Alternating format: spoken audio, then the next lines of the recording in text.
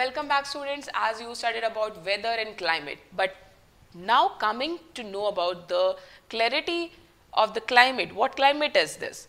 Now, based on this, the climatic changes, the adaptation of organism takes place on the basis of climate.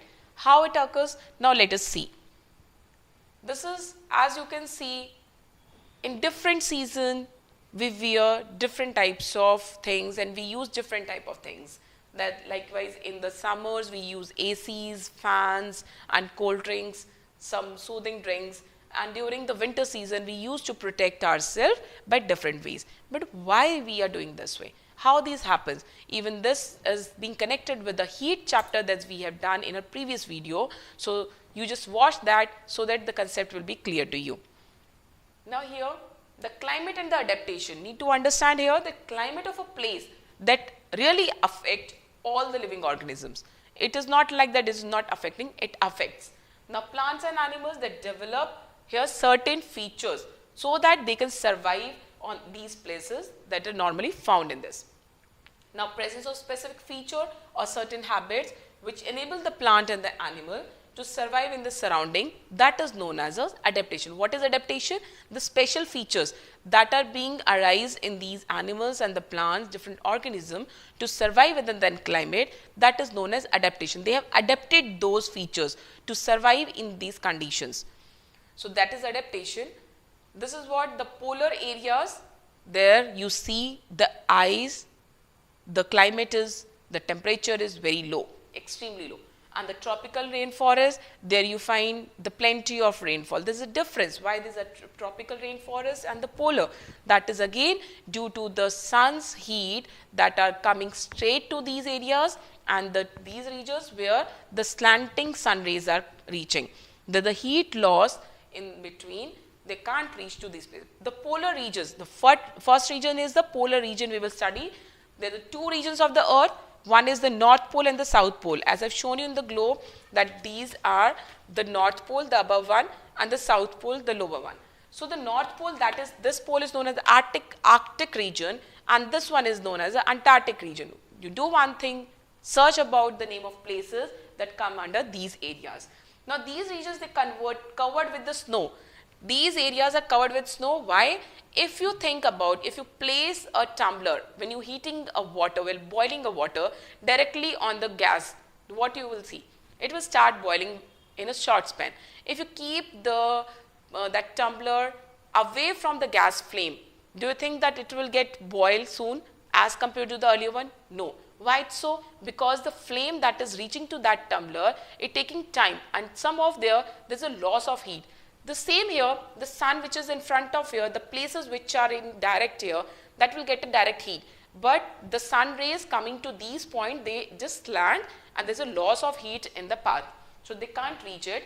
That's why these areas have the low temperature and they are covered with the snow, very cold for most part of the year.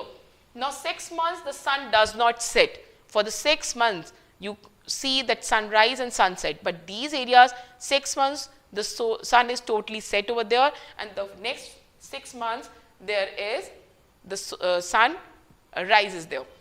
Now the light for the 6 months and dark for the 6 months. You can imagine that these places, the organism live over here, they suffer these, they are really adapted to these places. That 6 months is the light and 6 months the day.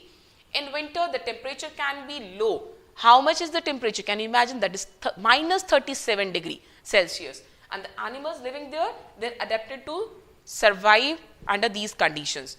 Now let's see more about it. These are the areas, if you see the earth, direct, the sun rays coming to these areas. So this is the equator here, and the sun rays that are coming to these ends that are in slant. So the temperature of these two particular poles will be very less. Next over here, as you see, this is in social science also you have studied that the sun rays that coming direct to it, this part will be summers, the day here, and the opposite that will be having the night. And they are getting how much the temperature of this place will be more as compared to the ends. Now polar areas we are talking about, and that we will deal with the polar bears, the penguins, the birds. In these areas the polar bears, What are the adaptive features in them? As you all have seen the polar bears, they are very look they're having the white hairs on their body. Now this fur on the body, first adaptive feature, that is they are having the fur. So how this fur is going to help them? As in the heat chapter we studied about this, that it has the property to trap the air, okay, and it does not allow the heat to pass through it. It prevents the loss of heat. So they are not easily visible due to the presence of fur. As it merged with the snow, that is the word name camouflage. That camouflage, that is a blending with the surrounding. Now snowy white background is there and it protects from their predators. Predators, those who eat them, and also help them in catching their prey. When they can hide themselves in snow, they can easily catch their prey. They can hunt it. Now second is they have the too thick layer of the fur that protects from the extreme cold. Third is that the layer of the fat under the skin. How the fat? It acts as an insulator. It protects from the extreme cold and so well insulated slowly, and the rest avoid getting the overheated also. So as like the same, the soldiers, they are having this sort of dress and they wear the twigs and the greens so that they can hide themselves from the enemies, and nobody can recognize them, and they can also do the work very well. That is a sort of camouflage. As you can see, the polar bears, the white in color, they blend with the surrounding. They can see them, and even they can easily catch their prey also. Next, they have the wide and the large paws. Large paws, that is wide. I'll show you the picture again.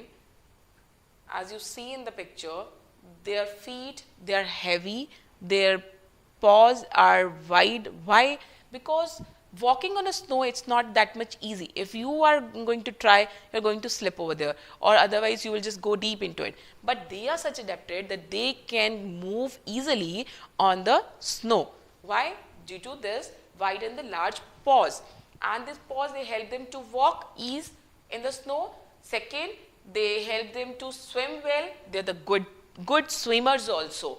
They swim to keep their body cool in the warm days, not in the winter season. They used to swim in the warm days so that they keep their body cool. Now they remain under the water for long duration. They have the property, they have closed their nostril and they can remain for the long duration in the water, and they have very strong sense of smell. They can sense, their senses are very strong. They can catch, they can locate their prey easily due to the strong senses. This you can see, they have the large paws, feet are very large, so that they can easily walk on the snow. They are the good swimmers also. As you can see, they can close their nostril, they can remain in the water for a long time to keep their body cool during the warm seasons. So let's have a recap of this. The polar bears, the white fur that is not easily visible in the snowy white background. This is an adaptation. A predator and prey cannot see them, unable to see. Two thick layers of fur, that to keep them warm in the cold weather. Then they have the fat insulator, again to keep them warm. It has the two layers of the fat under the skin. Next, senses are very strong. Sense of smell is strong, helps to locate and catch the prey. They have the long curved and sharp paws so that they can help it to walk on the ice. So this was all about our polar bears. And next, this is our Antarctic region. This is very important. It's of the southern part. We'll deal with this in our next video. Till then, stay tuned with us. We'll be back again with some interesting and amazing facts of Antarctic regions. Thank you.